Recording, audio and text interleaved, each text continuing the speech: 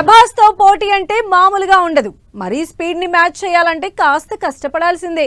Pan India హీరోగా పెద్ద పెద్ద సినిమాలు చేసిన ప్రభాస్ ని చూసి మిగిలిన హీరోలు కూడా అదే ఫార్ములా ఫాలో అవుతున్నారు.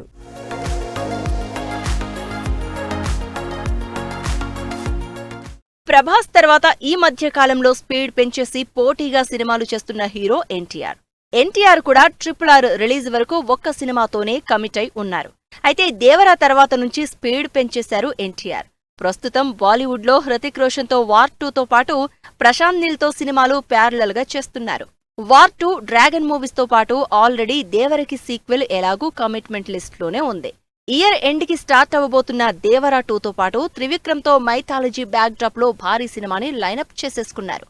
ఈ సినిమాలు అయ్యాక సితారా ఎంటర్టైన్మెంట్స్ లో రజనీకాంత్ తో జైలర్ 2 సినిమా చేస్తున్న Tamil star director Nelson Dilip Kumar తో సినిమాని కూడా కన్ఫర్మ్ చేసేశారు.